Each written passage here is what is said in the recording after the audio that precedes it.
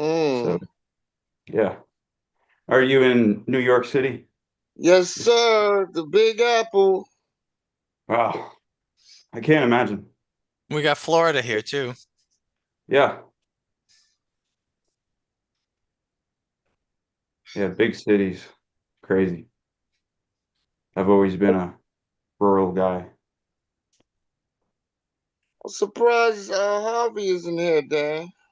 Well, it's early. It's not even 11:30 yet. But he So, usually comes early because he has to leave early. oh, well, yeah, that is unusual then.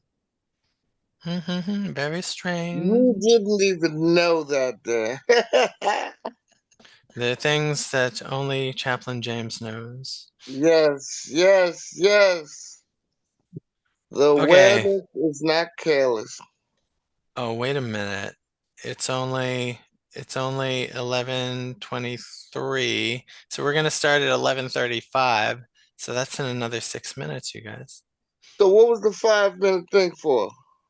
The 5 minute thing was a mistake. Oh, okay. You can meditate looking at anything, just put on a timer, stare at it. Can you see the timer, Jeff? Not anymore. Oh, you can't see it. Let me get it back. Let me see now. Oh, hello, Sileah. Is everything working? Can you hear me? Yes, I can hear you. Yes. I'm on my phone, that's why. Okay. So, do you want to do what you did with me last time and like have like one video and one microphone? Yeah, that's what I'm working on right now. I'm getting into my Gmail. Okay. So you still there? Okay. Yeah, I'm still getting in there. You know, they got Okay, you it's got okay. We have you have 6 minutes, 5 minutes. yeah, you gotta do this, you gotta do that. What they call it, you gotta make sure it's you with the two authentications. Oh, Yeah, yes.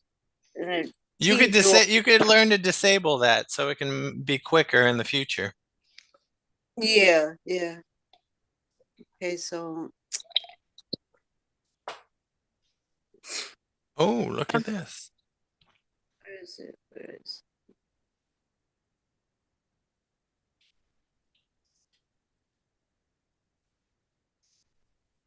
So you want me to what? What is it you need me to do? Well, to set it up like the last time you set it up, where we saw your video and we have your audio. Yeah, for some reason I can't find the what's the name? So talk until I get it together. Well, hold on. Let me just see if I'm going to ask you to start video. Can you do that? Wait, no, I'm getting it now. I got it. I'm Okay. coming, moving as fast as I can. It's all right. You have 4 minutes. Hey, with this machine, it's just crazy. All right, this is the one I bought and I got Norton, and it's just not doing what it's supposed to do. Hmm. Yeah. Uh-oh, looks like we got a echo. Say a few words. Say in a few words. Yeah, we got an echo. Can you fix that? Um, oh my goodness. Are you Yeah. administrator's iPhone? No, that's me, Dan. Oh, She's okay. That's she's you. in there 2 times though. So I'm gonna change your name to Tiffany. Is that all right? I'm changing it now, love. Oh, okay. Okay. No, I have an echo. It's because you're on 2 devices, Miss Sileah. Yeah, but we did that last night. Mute one of them, love. Yeah, mute the one that's mute one of them. You have two devices. Mute one and just and speaks. Say something. Okay. Beautiful, Sileah. Good job. All right. Okay, so what am I doing now? I'm going to introduce you, and then it's all you, Sileah. Okay, all right. Sileah, we got Stacy Honey from Florida here. Hi, Stacy. Hi, how you doing? I'm doing fine. As long as I'm with my peers, I'm good. I'm glad to hear that. And Sileah, we got John Yui from Nigeria. Hi, John. I'm fine. I'm Hi. fine. I'm wonderful. How you doing, John? I'm fine. Good evening. It's evening here. And Sileah, we got Jeff Farrar from Mississippi. Hello, Mr. Mississippi. He nods in your general direction. We got Chaplain James from NYC. Hey, chap. How you doing? Yeah, I'm doing good. I'm doing well. Glad to hear it. And we have Okay. Tiffany from California. Yes, Tiffany. How you been? Hold on. Oh, there, I'm unmuted. I'm doing well. Thank you for asking. Yeah, I'm glad you're here. And we have Karen from NYC. Is that New York City or the Oh college? yeah, and NYC, yes. Okay. Hi, how are you? Yes, I'm well. That's the most Good, important good. thing, that we stay well mentally, physically, spiritually. It's You nice got to a, meet you got a thumbs up. you. All Okay. right. So I kept my promise to you, right, Sileah? We got some people we haven't seen in a while, or people you don't know, people you know. Yeah. Yeah, I thought about that after we hung up. What'd you think about it? I think it's great.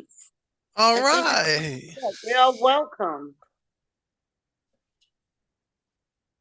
They are very, very much welcome. Yeah. See, this is why I chose to do the work that I do. I work with people like myself, and try to be an example for them. And when I speak with them, I relate to them in a realistic way. It's like, you see, because I've been there, and if not, it's not exactly the same thing you've probably been through, but we can strongly identify with the horrors of life, I'm gonna call them, that we go through, and we don't find out until later on, and the impact is even greater. Because I ran around for years thinking these people love me, and only, after I was Oh, I was Sileah, we'll get right into it. And right now, I'll introduce you, okay? oh, Let there's me more? hold on. Let me see if I can let me see if I can pin you. Pin, got you pinned. All right. Now I'm going to introduce you right now. Sileah. Sileah's life is a powerful testament to resilience and transformation. From a childhood marked by both love and chaos to navigating abusive relationships and addiction, her journey has been one of profound struggle and healing. Through therapy, education, and a deep commitment to understanding her past, Sileah emerged as a certified peer support specialist and advocate, offering hope and guidance to others facing similar battles. Her story is a beacon of strength, reminding us that even in the face of immense challenges, healing and empowerment are possible. Let's join Sileah as she shares her inspiring spiritual journey with us and insights on overcoming adversity and reclaiming one's life. Sileah, take it away. Well, yes, me and Dan, we had a conversation last night, and I don't know if he introduced you to it, but it's called Meet Your Neighbor. And I thought about it, the term he used, meet your neighbor. I'm like, yeah, because my neighbors are basically not the ones that live in the same building that I do, but the ones that I am seeking out, whereas we can identify with each other's struggles and support each other in our struggles. So yes, my story is as Dan just read, basically, but there's more behind that. Yeah, I had it really bad, really hard. I was raised to believe that I was loved. And I found out that it wasn't love, because the love was for the attention, drugs, good times. It was never about nurturing. It was never about my mind. It was never about shaping me and molding me into the personality that I displayed. After breaking up with my children's father, yeah, there was another relationship that I found myself in, and it was the first abusive relationship. I didn't even know what abuse was. I didn't know what alcoholism was. I didn't know what a drug addict was. I just thought people got drunk, they drank too much, or they just did drugs. And then when it came to the fighting, I just thought, they may had a disagreement and they had a fight.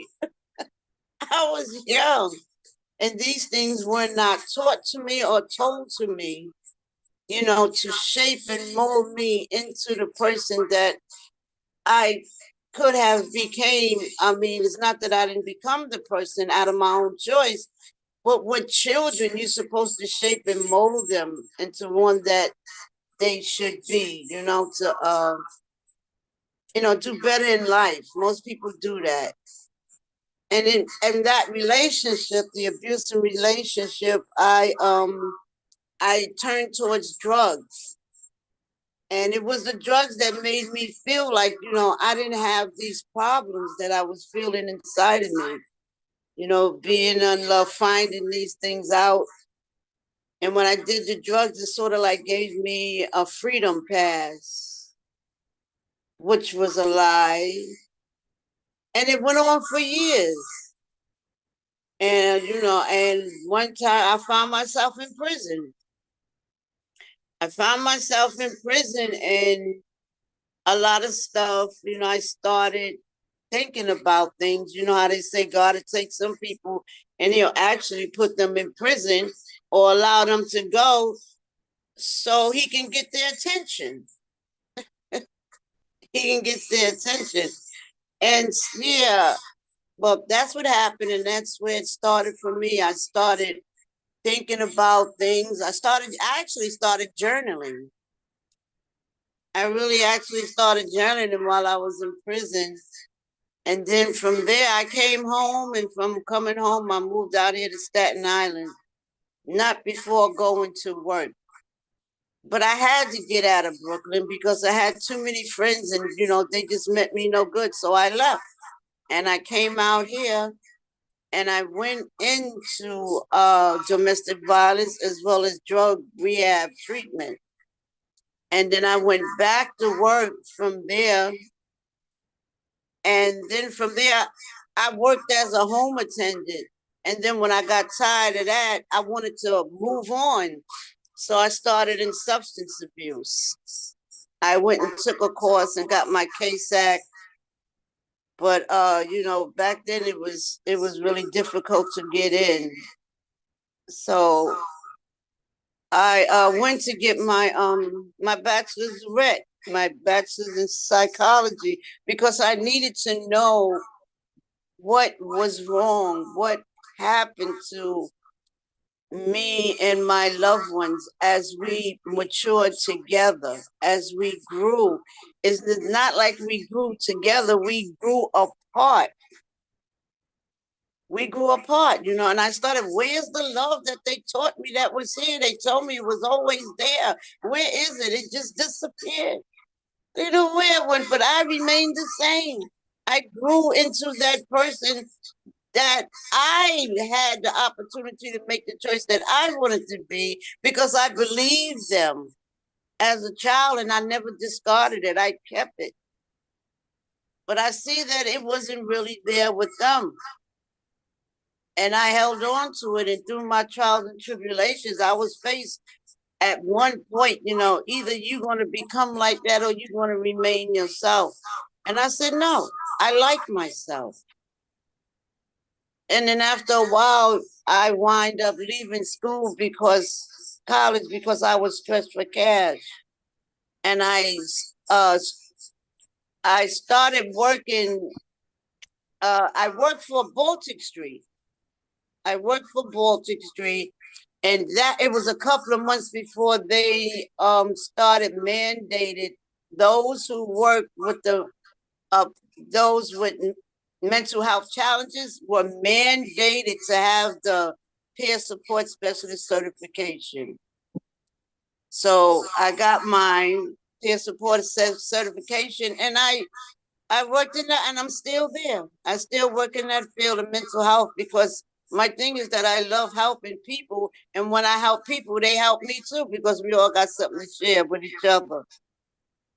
Recently, I went back and I obtained my degree in psychology, and I went back into the field, but only this time I work at a male shelter, but the population is the same. The population is the same. And basically, I'm glad I got out of those relationships because it was more than one. One domestic violence because I was never taught. I was never taught, and it was terrible. It was horrible. It was just a horrible thing, and I'm glad I did go for my peer support certification and got involved in the mental health system of supporting others and helping others like myself so they can remind me. And that way, because it's so easy to fall back into it. Because the other day, the woman called me while I was at work and I told her I was working. Evidently, she forgot what I said. And the thing is, she invites me for a drink. I'm like, she's always inviting me for a drink. And I'm like, she's not a good supporter. She's not supporting me. And so I didn't go. I didn't go. And I didn't go because it's so easy to relapse. That's what that there it goes up. Yeah, it's very easy to relapse, sometimes just one look. And it kicks up that old stuff that come up. But God bless those who remember what it's like and then say no. So I felt like it was a trap, I mean, you're not helping me, you're hindering me, and I'll say no, and I'll mean no. No, I didn't go. But here I am today. I'm continuing to heal myself by saying no. Been there, done that, don't want to go back. Now it's time for me to tell my healing story.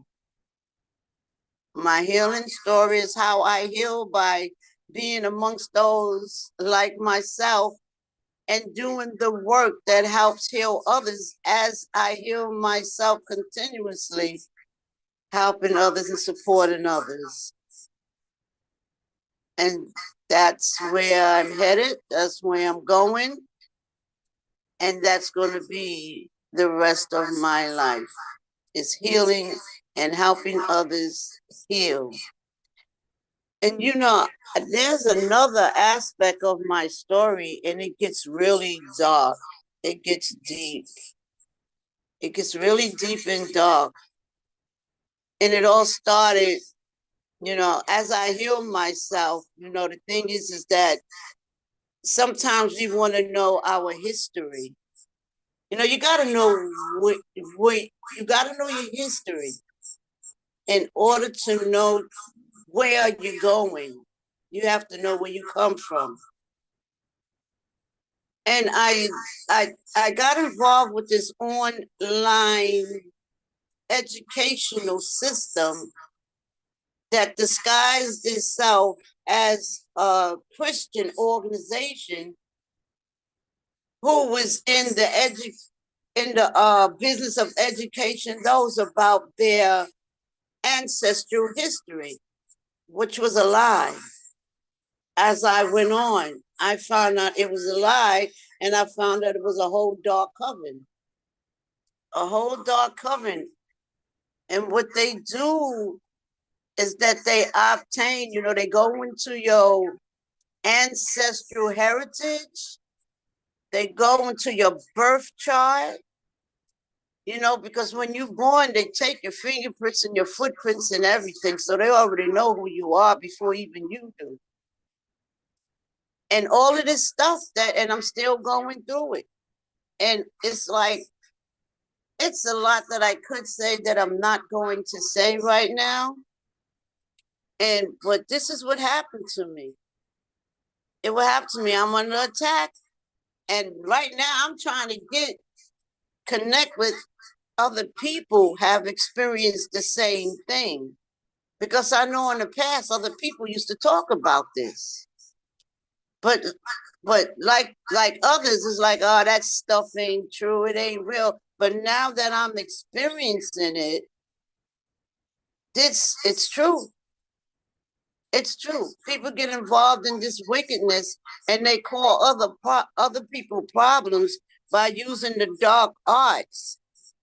And then you got people who they think they're crazy and they're not, because if you try to tell somebody what you got to tell them, they're going to call you crazy. They're going to label you crazy. They're going to send you to the pharmaceuticals because nobody believes you.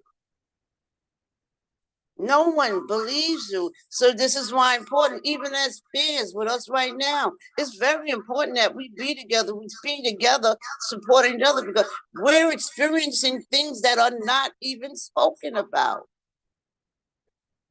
They're not even talked about. And this needs to be talked about. It really does, because it's the world we live in. We not only live in a physical world, but we live in a spiritual world as well. But most people just see the physical. They're not intertwined into the spiritual aspects of themselves. And people need to know this. And the majority of us, yes, we might have some type of chemical imbalances or some dysfunctions, because no one on this planet is perfect. But they do use these dark arts for control over the populations. This is an experience I'm still going through. And it's true, because I know I'm not crazy. I'm not perfect, but I ain't crazy. And there's a lot we don't even know about ourselves when it comes to the spiritual aspect of our beingness. And the whole thing is about usurping the energy of the people in general population. And this is what's going on. And I'm not afraid. People need to know. And we need to know who we are. It's very important, especially for the children. Especially for the children, because the children is the future. When Michael Jackson sung about it, we have a lot of messages that's coming through the songs that people are not taking it seriously, but they're singing about it. They're telling us. I know sometimes these words pop into your head, your intuition talking to you, and it's guiding you to take a deeper look at something. Is the reason why those words of that song popped into your head. It's called the knower within, your intuition. And these things need to be known, it needs to be expressed, because we know we don't need to be labeled as unfit. or mentally ill or psychologically damaged because it's a lie. It's a whole lie. And I need to share this. And I feel safe sharing it with my peers. I really do. So there's more, and it's a whole lot more. I've been journaling it. I've been putting pieces together, talking to myself about it. This is the first time I even mention it verbally. And like I said, I know there's others out there, and I am making an attempt to connect with them. Because if they don't stop, they're going to kill the whole earth. They are materialistic. The air is poison, the water is poison, the food. Every time they put a chemical in that ground, it goes into the food and we eat it and it goes inside of us. Our children. If you would read really some of the chemicals that they use, which we are familiar with, but it's worse than that. I found out about margarine. Margarine was a mistake. It was originally created to use in the paint that we paint our homes with. And it didn't grow, it flopped. And then they turned around and started using it, and we putting it in our bodies. But that wasn't the original attempt for it to be used. And our bodies are sacred. Everything inside of us are sacred. And this is what they're doing for money. You cannot put a price on a human being. There is no price. All right, Sileah, thank you very much for sharing all of that story, all of that life, all of that hardship, and then giving back as a peer specialist. Now, you got involved with this online group. Now, why do people seek these online groups? And you know, of course, it turned sour, turned into, you called it a coven, like a coven. Why did you? What were you doing online? Why were you seeking some kind of community like that? It wasn't the coven. It was fraudulent. And this is how they pull people in. Because the thing, it was under the guise of Christianity, which most people is honest, it's about Jesus Christ, all the good things. But it was a disguise. It was a disguise. It turned out to be a coven of witches and warlocks where they conjure up demonic spirits and all sorts of disgusting things that they do. And you thought it was a Christian group at first? Yes, that was going to help me learn about the Mayan and the Zolkin culture. Oh, okay. So you were doing research on those cultures. Yeah, not to learn about it because, see, we are all a part of the beginning. And so we spread out across the earth, but we all are attached to that DNA from the beginning. So we're attached to it. So every aspect that is on this earth is within us. Every part of it is within us. It's in your DNA, it's in your blood, we all have that beginning from our ancestral heritage. And this is what's being hidden from us. Because they are all we have a choice. Either you're going to be spiritual or you're going to be physical, totally. And if physical and the spiritual are intertwined, but it has to be a balance. I mean, say for instance, the darkness. My darkness is if I get upset, I might say something harsh but profoundly true. But for others who are totally materialistic, they deal with the dark side explicitly. There is no light in them at all. So they go, that's the raping of Mother Earth.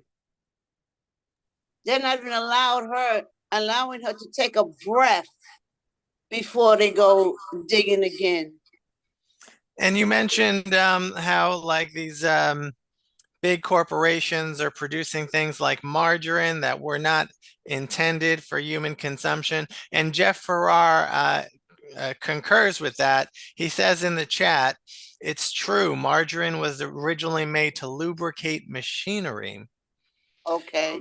Now, my question to the group is, like Sileah, has anyone ever like joined a group or a community, thought it was going to be one thing, and then it turned out to be something completely different? If anyone has had an experience like that, please unmute yourself or raise your hand or share if the spirit moves you. Okay, go ahead, Jeff. Well, I won't share what the organization is specifically, but there can be different group dynamics that have nothing to do with the overall aim, say nationally or globally. And then um, I've in the past found myself kind of drawn to the trappings of the organization and the ostensible aim, and then you find yourself dealing with, like, these dark people who do utilize I guess the top down message to kind of encapsulate their own uh potential sociopathy, or and basically what I'm saying is there is a great potential within benevolent organizations or ideas for people who are not benevolent to override and take control. And it only takes one person to break the rules, so to speak, and then this fragile goodness, which I think goodness is inherently fragile, then they can subvert that, and it can really eat at a person and an organization, and it's difficult to come to terms with. I think as people that are generally very empathetic and in tune with others, it can be difficult for me to protect myself from that kind of group dynamic and move out of it, because it hurts so bad. Yeah. Thank you, Jeff. And also, I had an experience. I joined a group of Buddhists in Midtown Manhattan, and I thought it was great. They had this beautiful space, but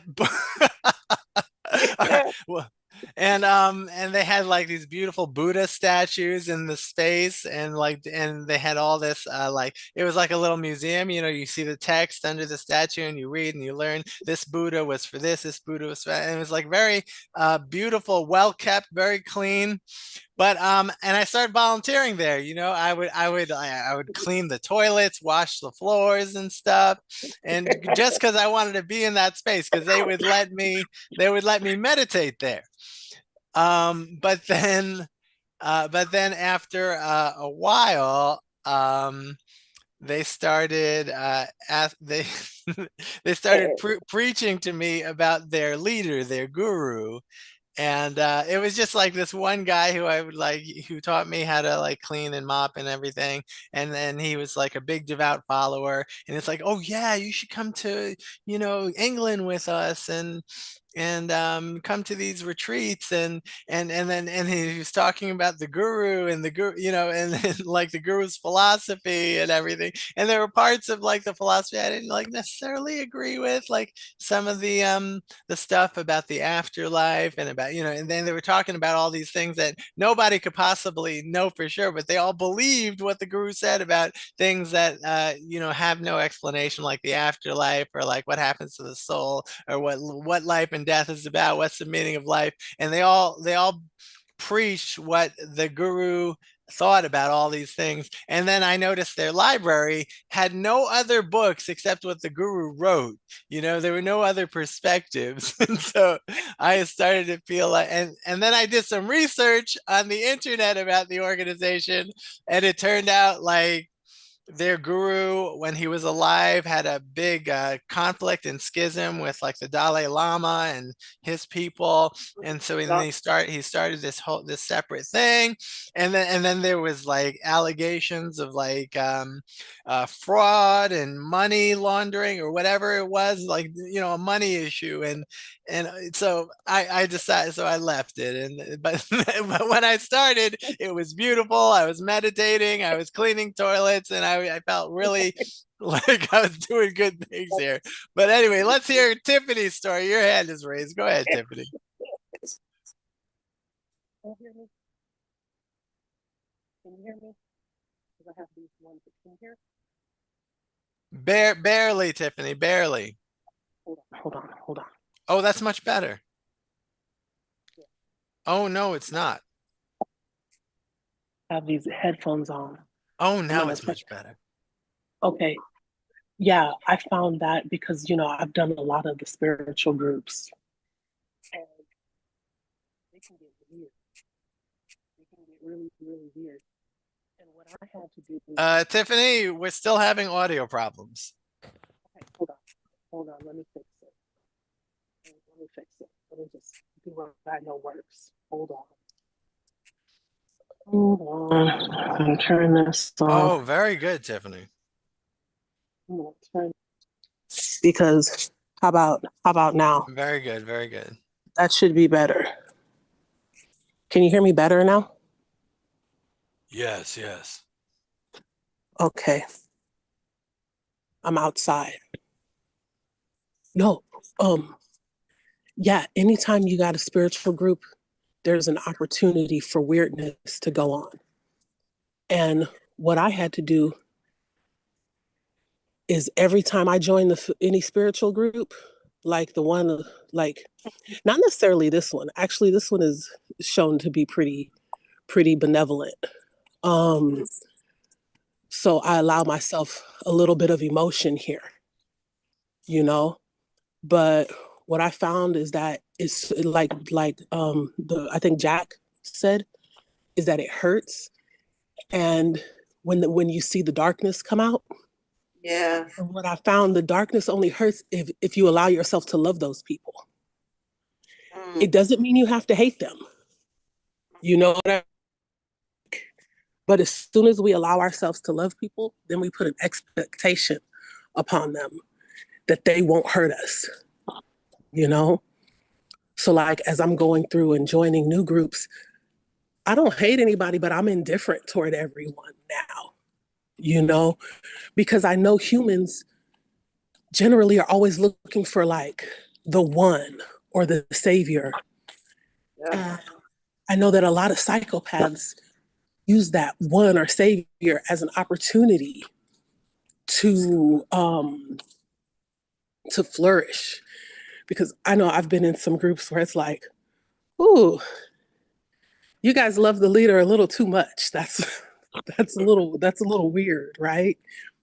So whenever I see groups that love the leader too much, I'm like, oh yeah, I know where this is going.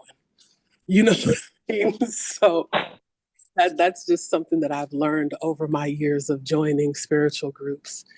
Because I have been hurt in the past, thinking that like this group was benevolent because they preached this one thing, but normally like you can see the makings of some nonsense.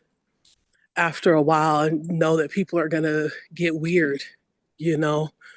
So yeah, what Yeah. I found is like whenever you join a group, just expect humans to be humans, you know? And all of the weird stuff that comes along with humans being humans. Just like expect that and don't get too excited when you see something else. You know, just know that most likely when it's a group of humans, it's going to be a bunch of people looking for a savior. And sadly, somebody is going to grab onto that identity, you know? And anybody who wants to be the savior or wants to have the answer generally doesn't. Um, that's what I found. But I understand getting involved with a group of people who have some darkness. But I think that it only can really hurt if we, like I said, allow ourselves to love that person in an individualistic way rather than a holistic way. You know, that's all I have to say about it. Yeah, but the thing is with me is that it was about learning my history, you know, like a history, my ancestral background. It wasn't, that's what it was about. Like, you know, you go to a college and you take history. That's what it was supposed to be. They were hiding that they were coven. And People I will did turn anything into a cult. People will turn anything into a cult. genuine coven. It's a genuine coven. Well, I'm sure it's a coven. It would be one thing if you go like you did and join a certain group. I didn't go to join a coven.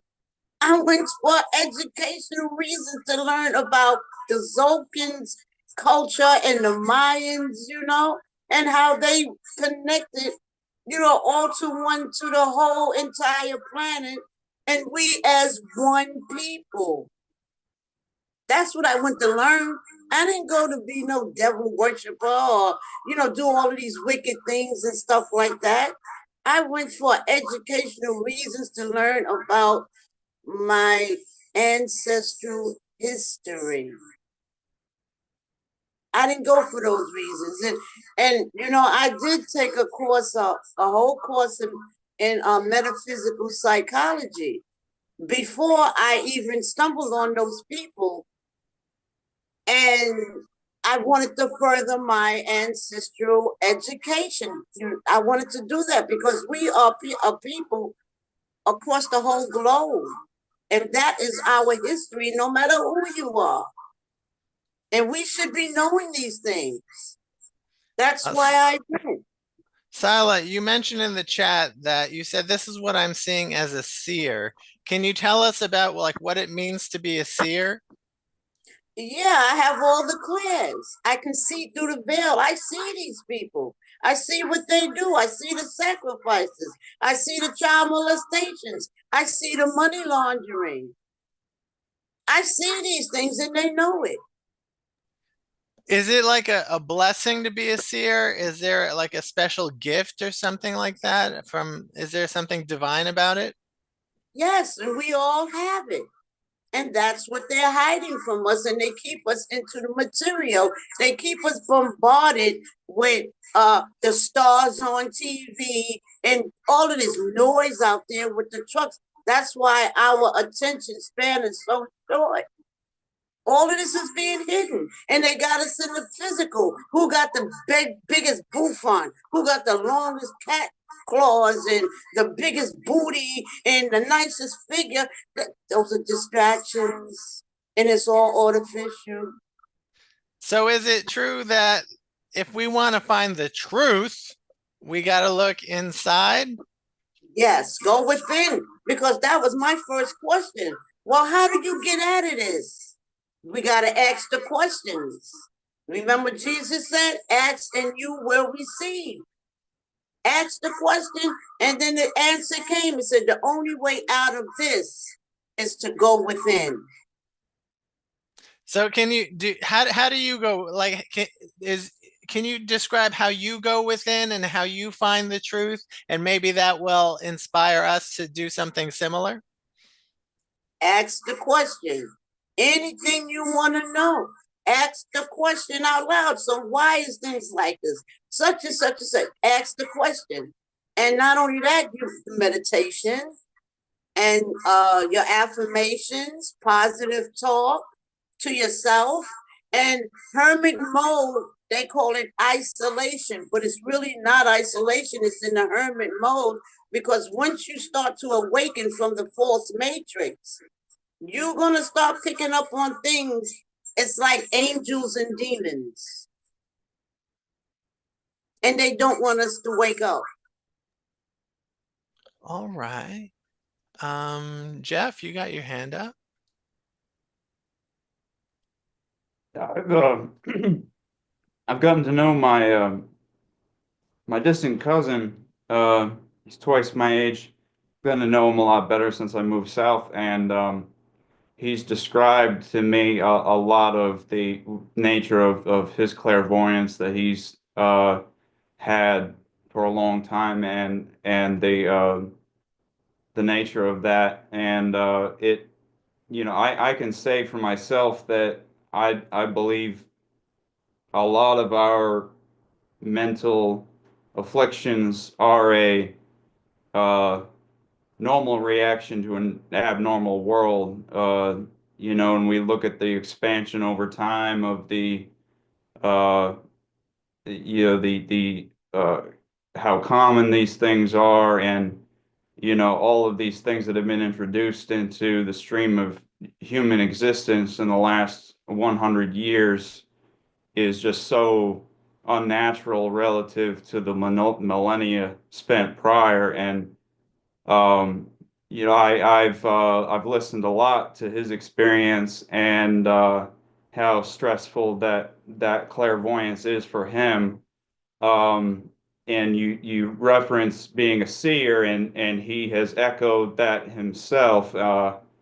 And I think it's very apropos, that song, just knew too much. We're too aware of the insanity of the modern world. We're too aware of the abnormal pace of the modern world and of the things, I mean, he specifically references how sensitive he is to diesel fumes and things such as that. And there are, I mean, I have a lot of books on it. There are hypersensitivities that people have to specific environmental contaminants, and all of these things are underappreciated because there's no way to make money off of the amelioration of those types of sensitivities. While on the other hand, there is a lot of money to be made in some cases displacing the source of the problem, and profiting in that way. So it's a very double-edged sword when um, combating this awareness. I feel like myself, I've felt quite often over my life that I can relate to the idea of being a seer, and then being a part of the community, and that kind of weighing on me, in the sense that there's a general suspicion toward that notion, where your average person is going to recoil from it, almost as though they're afraid they're going to be that it's contagious or something. And so I know that the isolation from my cousin has been great, and that I connect with him in a way that most people either don't or cannot. And but I think at the same time, a lot of the ideas that he carries through, what for him is a real clairvoyance, and some of it is frankly quite uh, uh, clear, upon inspection, and the ways that he understands the world. And so I've developed a connection with him, and I look forward to him returning for the summer. He does live in another state during the winter. But yeah, these things weigh heavy on us that are you're prone to experiencing the world in this way, and I would submit that again, it's a normal reaction to an abnormal world we live in, and that frankly, if the world and the way it is right now seems normal to a person, I would say that they're insane, more so than not. But that's all I had to say. Thank you. You're welcome. Thank you, Jeff. I would like to talk to you more about your at some point about your cousins. Is it your cousin's clairvoyance? And clairvoyance is like the Yeah. ability to see into the future, right? In a rough sense, it's kind of a multifaceted uh notion.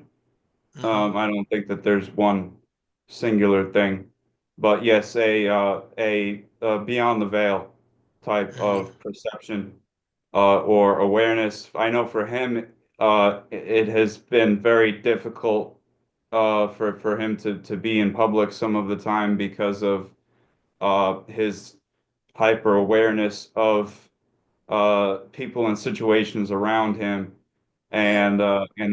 and that he has had to he takes frequent breaks as I do from uh, interacting with the world just to relieve the amount of pressure that he feels it Yeah. puts on him through this awareness, or this clairvoyance, so to speak. So Is part of his gift that sometimes he gets what is called quote unquote a download? Like he will absorb, just in passing someone, he will absorb like their history and their emotional states and all this stuff. yes, Yeah. Oh, Yeah. that's a burden. That is a big burden. Oh yeah, my goodness. All which I right. think, yeah, I mean, humanistically, I think that it is a fathomless. Uh, you look at somebody and their body language and everything, and it can tend to be a fathomless experience for anyone. Yeah. So And the thing with that also is that you have to keep your energy field clean because we're very sensitive to these negative energies that we pick up from other people. And you have to keep your energy field clean, and we are very sensitive, just like you said, because we pick up some of everything. And how do we know if we're picking up someone else's feelings and it's not our own feelings? Well, that's why we have to keep our energy field cleansed, because see, we see so much, and then and sometimes it's so bombarded and whatnot. You know what I mean? Sometimes I find myself running into the house. I get so bombarded. And I take my spiritual bath in order to clear out all that negativity. And then I pray every day. I say my affirmation, everything to keep clear, to keep me balanced. All right. Now we have about 40 minutes left, but I'd like to do a check-in with everyone in the room. So let's start with Catherine Fazio. Catherine, how are you feeling right at this moment? Catherine, are you there? Here, but you'll have to mute me again. I can hear you. Okay, well, I'm eating if you can't see me, but I'm hearing, and thank you for being here and planning these talks, and thank you for the speaker. I'm just nourishing myself. I just finished a very serious group I'm in, which is trying to help me identify where I was wounded and to heal from codependence. So I'm really feeling very supported. I have followed this woman for a long time, and I feel comfortable, which So as far as this group is concerned, I wanted to tune in. The story, the history that was just revealed, and the speaker, is I identify. It's sort of what the person is saying that I'm learning from, and so I feel I'm in the right room. I feel I'm in the right place, and in my life even I feel I'm doing my work and I'm looking within. It's so true. You got to be. Oh, I'm talking in a restaurant. Oh, sorry, I gotta unmute. Let's get rid of me here for now. All right, you're in a restaurant. Okay. Yeah, I appreciate you guys, but I'm talking out loud and I forgot. Well, it's been a while, Catherine. I'm glad you're here. I forgot. Hello, Stacy, honey. How are you feeling right now? Stacy? Hey, hello. Yeah, I'm feeling well right now.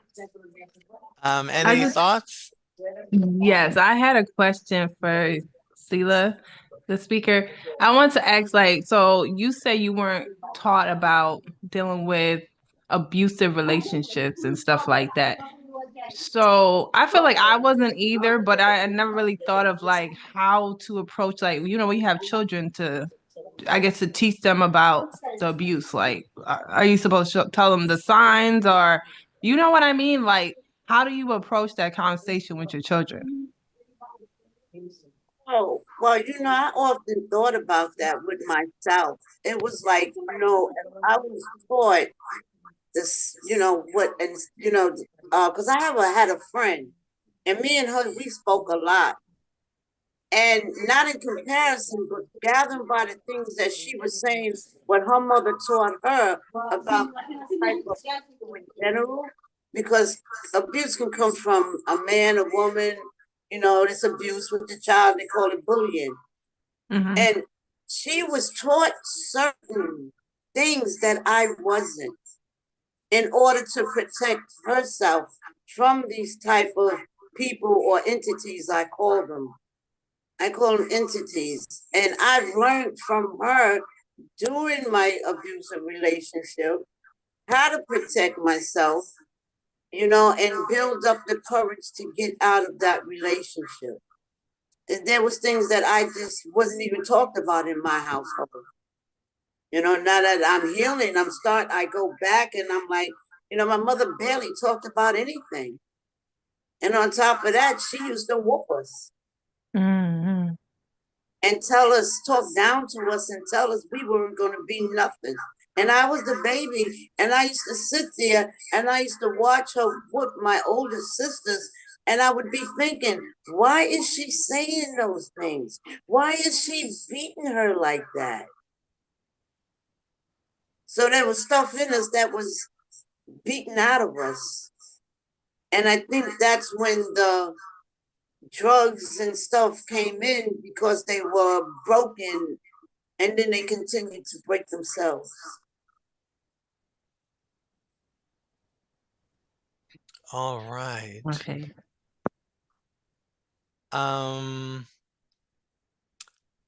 Chaplain James, how are you doing right now? I'll ask you to unmute. Chaplain James, you with us?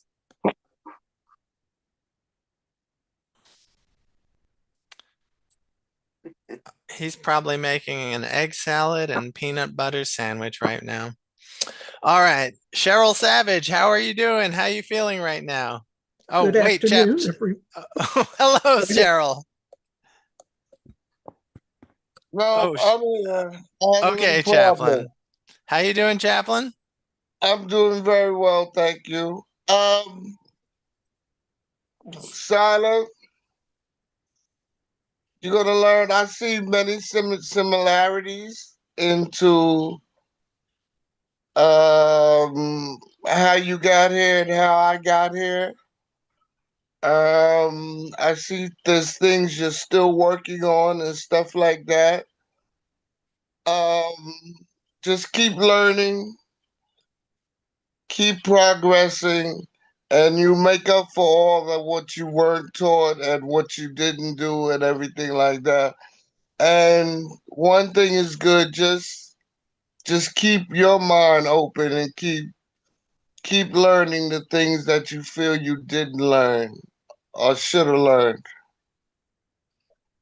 And then that's how you even up the world. Whatever. Okay, I'm finished. Part of the healing. Out with Yes, the old, in with the new. there you go. There you go. You understand. Yeah, becoming whole. Becoming whole instead of fragmented. Right. Keep pulling yourself together. Oh, I'm All learning from No, right.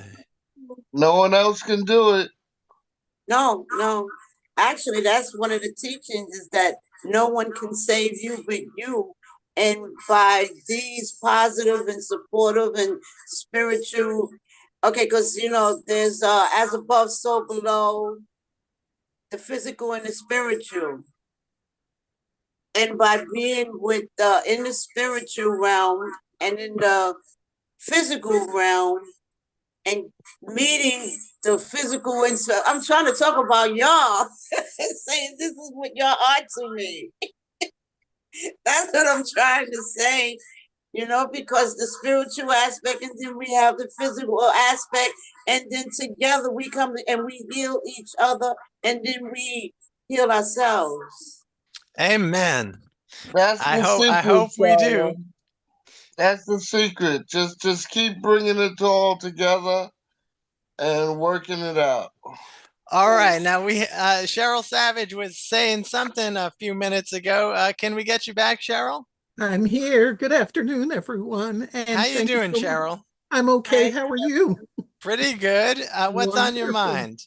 I just wanted to say how much I appreciate the vulnerability. And also, the flip side of that is how vulnerability can sometimes pull you into things that you're just not aware of at the time because you have a need and people are listening to what your needs are.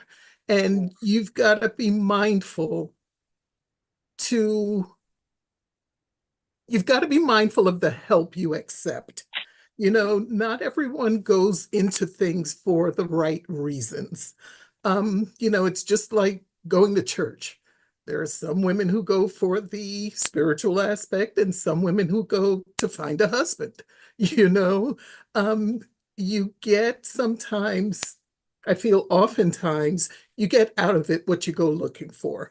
I jotted down some things when you were speaking, and you talked about journaling while in prison. I think journaling is so important because it gives you, especially if you're honest while you're doing it in a state of vulnerability. And I don't want to say once you're no longer vulnerable, but once you've like come to terms with those feelings or gotten over that feeling that led you to journaling, you can go back and read and see just maybe what areas you need to strengthen yourself in, what you need to step away from. You spoke about your strength, or I took away from it, your strength and the resiliency and the power to just say no. Um, that's just saying yes to yourself. You spoke about how someone, knowing that you had a substance abuse issue, invited you out for drinks. How powerful for you to say no. It reminded me of a time when, I'd gone to the theater celebrating my birthday. There was a woman who traveled in from Philadelphia, wanted to see the same play. We're sitting next to each other, and she began asking me about some restaurants in the area. So after the play, I showed her where Restaurant Row was. She could find anything there. And she asked where I was going and if I would mind her tagging along. So I said no. And I'm the kind of person I can go out. I'd label myself a non-drinker. I can have a glass of wine, I could have a glass of ginger ale, and I can enjoy a glass of water. But that particular day, because it was my birthday, I wanted a glass of wine to go with my dinner. So as I sat there contemplating, it's like, this is what I stepped out of the house wanting. I don't know who this person is sitting across from me. It was the first time that I ever asked someone, would you mind if I order a glass of wine? And she turned and said, "How thoughtful of you. What prompted you to ask me that?" I said, "I don't know if you're in recovery. I don't know, what your situation is. We're strangers pretty much." But by the end of that dinner, I found out that she actually was a minister. We sat there and we shared so much. It was a moment of vulnerability for me. Um, Toward the end of last year, I felt like I was going through a depression. One simple text from her, and we hadn't communicated in months. And the question that she asked, what is God doing for you right now? That turned everything around for me. Um, I just want to say I like the path that you're on. You're journaling, you feeling that you needed to relocate to just help and better yourself, how you're reshaping your life, the choices that you've made. You made a statement that we all have something to share with each other. We all need to recognize that, yes, we are all fighting a battle, different battles, but a battle nonetheless. And I just wish we could walk in that knowledge daily and just treat each other with an ounce more respect, just Yes. what give what we would expect to receive. And I just want to thank you, wish you well on your healing journey. And, just remember, it truly is a journey. You're never too old to learn. There's something out there for each of us. Keep living. Thank you. Yes, that is reciprocal. Thank you. Lovely, Cheryl. That was beautiful. All right. Now, Susie, are you still with us, Susie?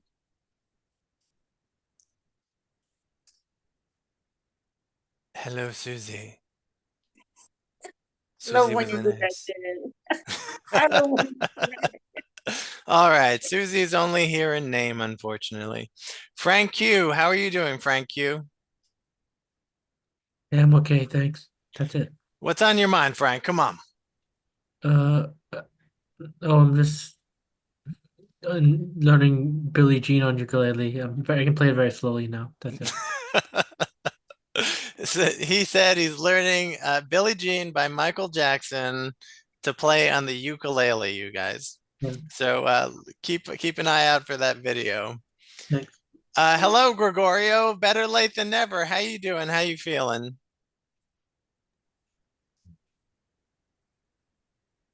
Can't quite hear you. Did we lose Gregorio? Or Greg, as some people know him. Well, most people who call me Greg are making a mistake, but my name in English is Craig, and I don't like it. So here in Mexico, because people can't pronounce Craig properly, I'm grateful. It kind of transformed into something different, into something different, and into something different, and ultimately my name became Gregorio. So I'm okay, brother. How are you? Pretty good. What are your feelings on, we were talking about joining a group, maybe something we discover online. It could be religious or spiritual, and then it like morphs in as we get more involved. We learn that it's really something else. Sometimes something quite against our like morality and beliefs. You got anything like that? I think you know enough about me to know that I have a lot to say about that. So what I'm going to say right now is I'm just so grateful to be part of this conversation amongst people who are discussing these topics. And it's always a blessing to be able to connect with people who are working hard to make their lives better, but also to help make the world and our communities a better place. And I'm just going to live in the moment and feel blessed and be grateful to be with all of you here right now. So thank you for including me. All right, thank you, Gregorio. Let's see who else we got. Tiffany, how are you feeling right now? How are you doing? Let me ask you to unmute. Boop. Can you all hear me? Yes, yes. Okay.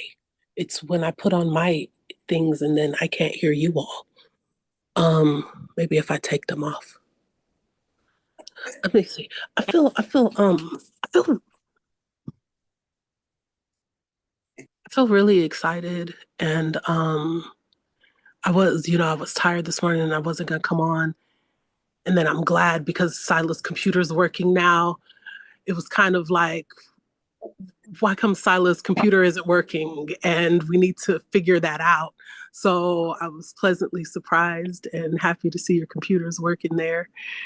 And I feel like, as I'm listening to everyone talking, and even when Miss Cheryl was talking about the journaling, it made me think about it brought home what I was thinking when we were talking about the, winding up in abusive relationships or winding up with, dark forces that are trying to bring us down.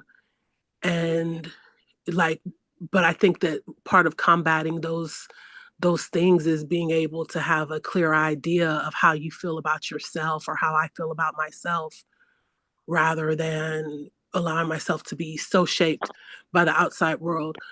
However, within that, I was thinking about the 12 steps of recovery and how they become important for everyone to work, because I like what Cheryl said there when she was talking about, how if you sit down and you're being honest with yourself, then you can see there where, oh yeah, that is something I need to change. Not just something somebody else is putting on me. So I feel like maybe I've been on the right track. I feel confirmed. I feel yeah, I'm glad to be here with you all today. I think this was a good one. I think that and I feel supported. I feel supported in hearing that there are people who are, doing the work and find it important.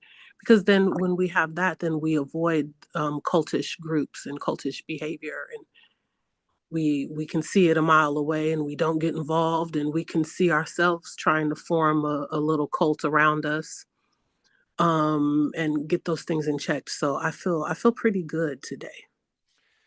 Tiffany, do you think if someone has abundant self-love and an abundant and a deep understanding of themselves, that they're not they're if they get involved with something that's not quite right, they'll make a change quickly, this type of person, or they might not need to get involved with something like that could be wrong at all because they have the self-love and the self-understanding?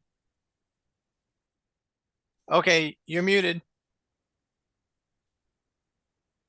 Hold on, let's see what's going on here. It's the AirPods. Oh, These there, we AirPods are got you. crap. We got you. Oh, I we think, lost you. yeah, hold on. I'm gonna Oh, we fix that got you right now. back. In it right now, and you're gonna have me right there. There. I think that self-love is important. And I think that we find that self-love through, humility and honesty and self-forgiveness and, you know, like putting back the pieces that may have gotten broken in our growing up. And we don't, I mean, like, we need each other. Like, and I'll never say that we don't need each other. However, I also believe somewhere in the Bible it says something about, like, nothing new is under the sun, right? And so, like, you can just go like to the self-help section of the bookstore or the library and like put yourself back together, and that can help you better be able to interface with other people and not get into, and I like the way who was the other person? I believe it was Catherine, was talking about getting past that codependency. And I had to figure out what codependency was, and my brain wouldn't let me even figure out what codependency was because I was so freaking codependent. And it was like, no, if you figure out what that mechanism is, then I'm not going to get my norepinephrine up shots every day. So once I figured out what codependency was, it's just like, to me, it's like two broken people trying to fix each other to avoid themselves, or three broken people, or however many broken people trying to fix each other in order to avoid themselves. So yeah, that self-love, that loving yourself through your mistakes, and getting back on the horse every day, every moment, every second, so that you don't become vulnerable to the attacks that come from, whatever it is out there. Yeah. All right. Jeff, how are you feeling right now? How are you doing? I'm good. This is some heavy conversation. Um, I like what Tiffany said about um, kind of going into group situations with an appropriate level of awareness for the potential for that type of person or energy. And I think that anybody who's encountered that, it's, and been bitten by it rather than benefited from it, it was probably quite traumatizing. And then moving forward, gaining acceptance of the fact that it may happen again, and continue to try to connect despite that sense of danger.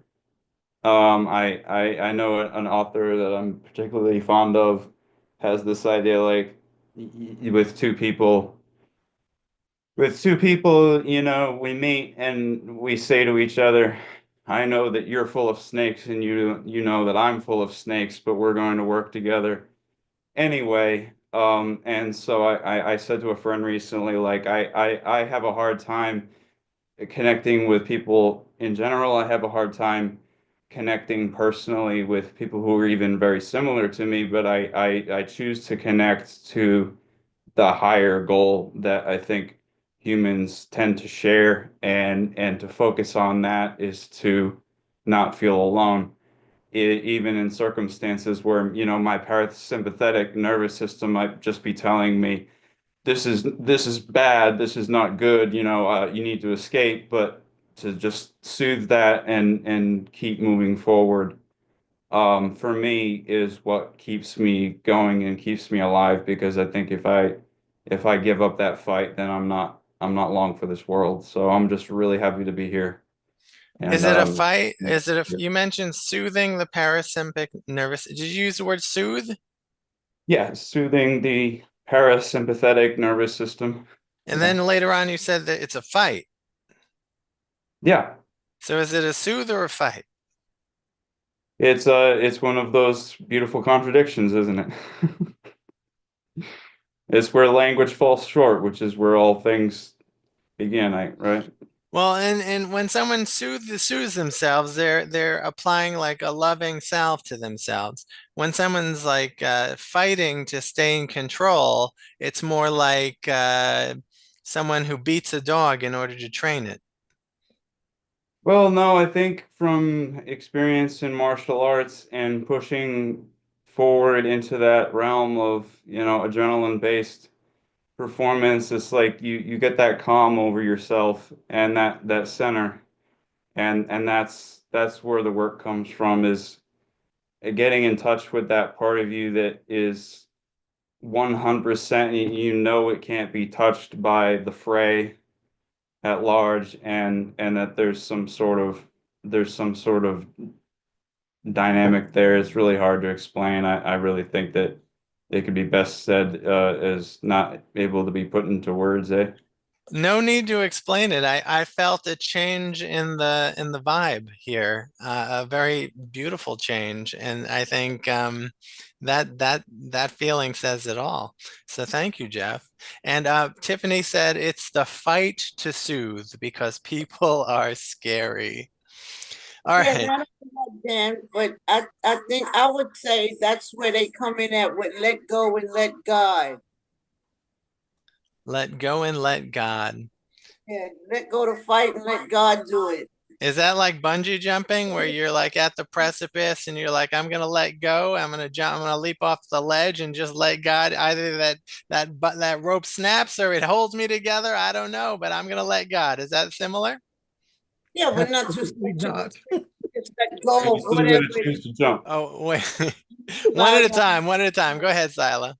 that's the soothing right there. When you let go and let God, that's when you start to soothe and you soothe yourself and you become soothed because you're letting God do the work instead of you.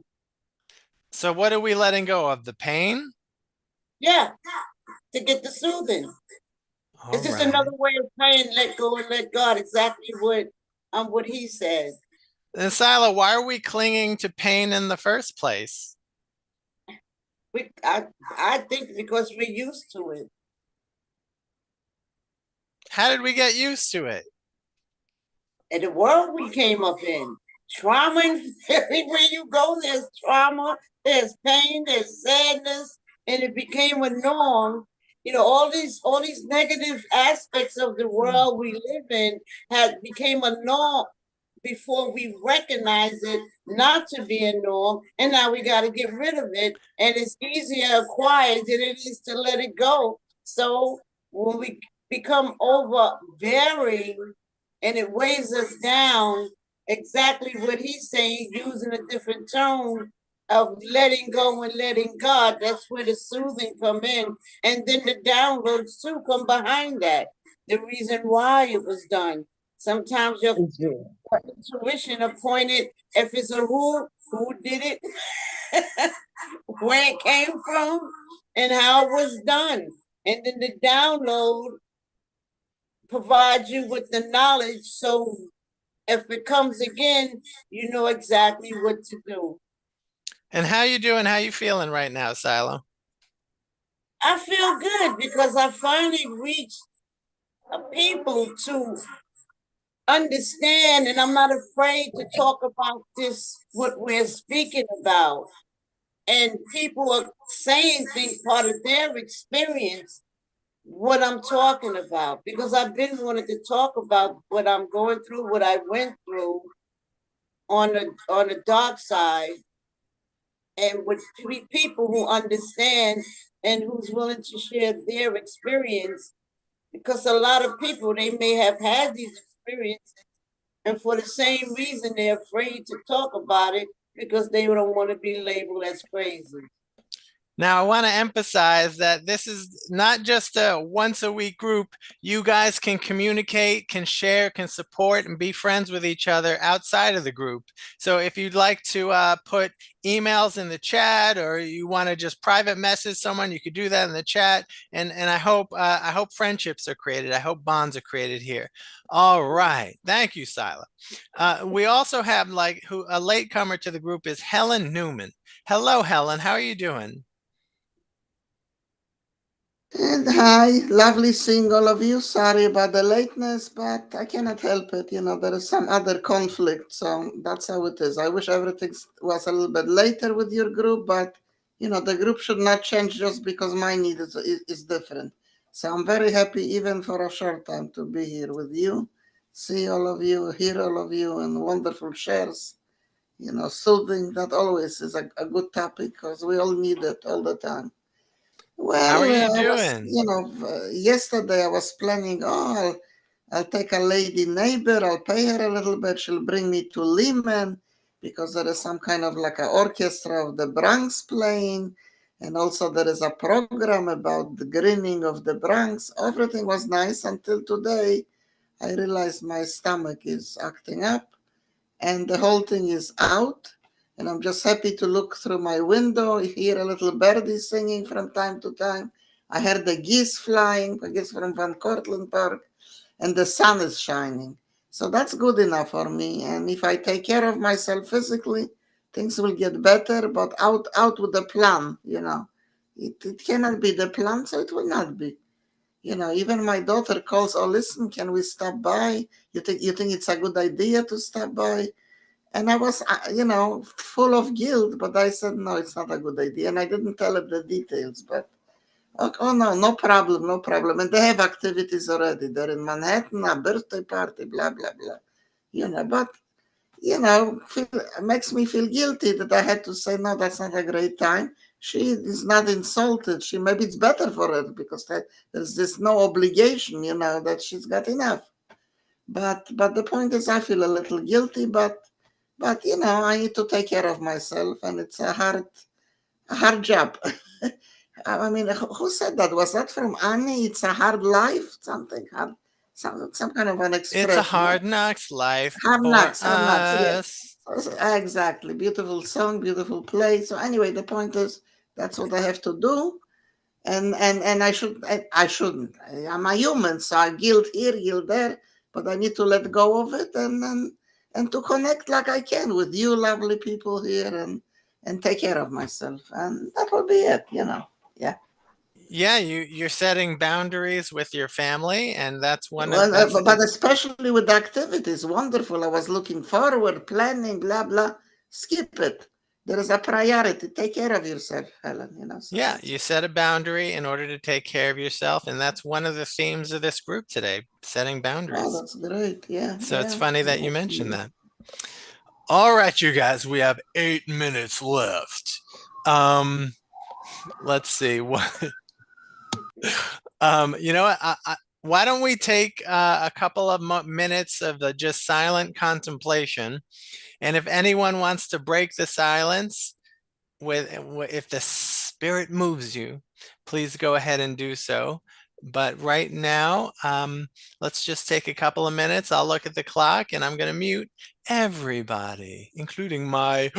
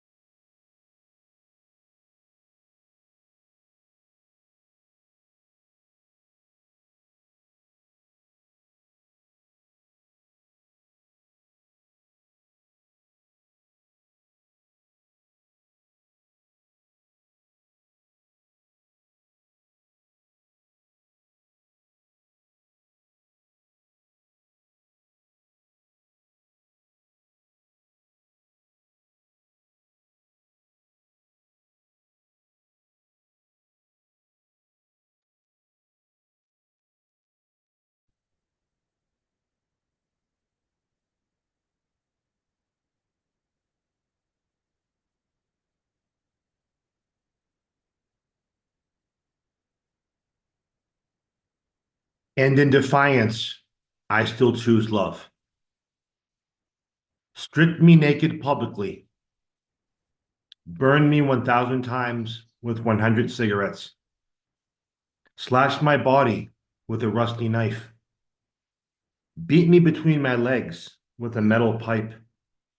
Douse my raw body in rubbing alcohol. Beat what's left of me black and blue, leaving me on the street to die. And in defiance, I still choose love. Yeah, that reminds me of like turning the other cheek. If like what Jesus said, if your enemy strikes you, turn the other cheek, give them the other cheek, you know? Because I've heard tell that love is the most powerful force in the universe.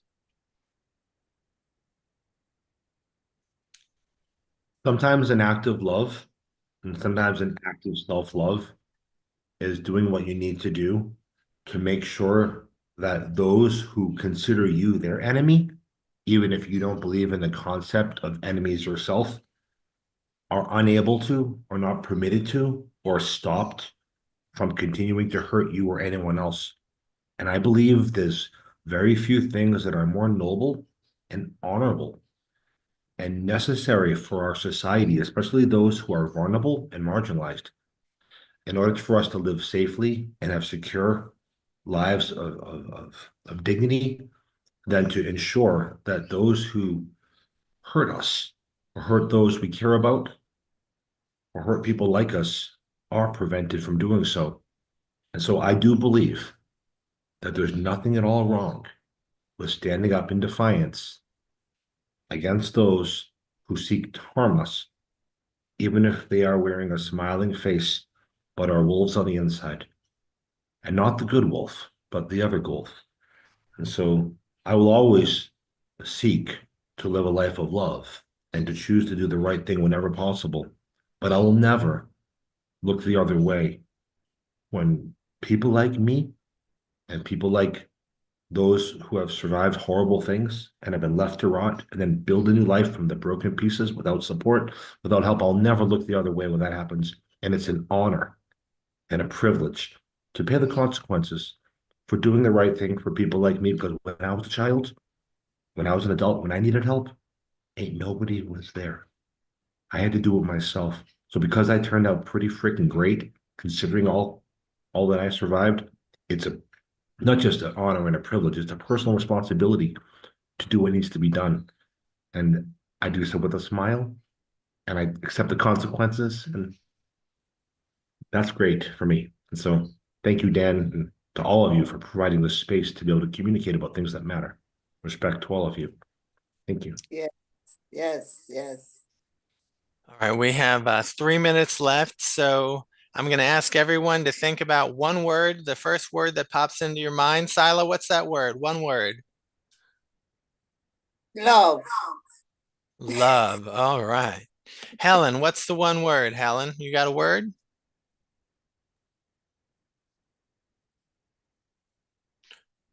Yeah, I have. I had to unmute myself. Takes time. I think the word is I had on some other place something about looking on YouTube funny things. You know, when things are a bit What's one done. word? One word, Helen. Give me one word. Funny. All right. Jeff, what's one word? Persevere. All right. Tiffany, you got one word?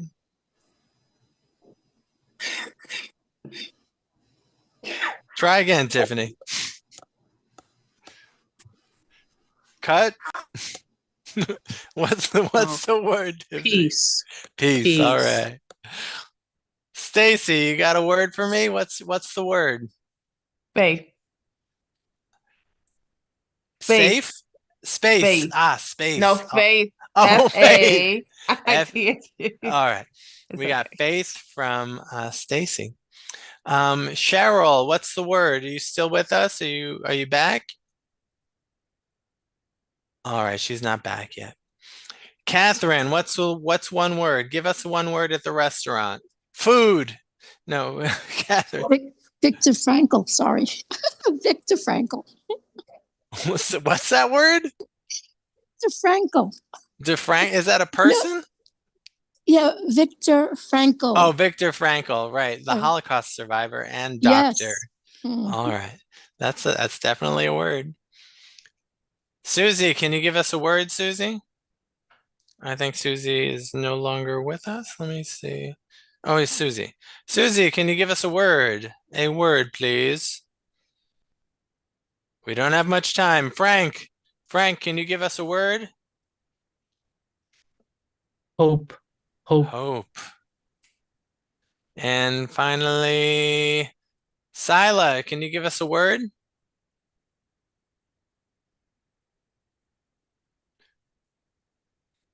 Unity. Unity. All right. Kind. Oh, Gregorio, go ahead. Meow. Meow.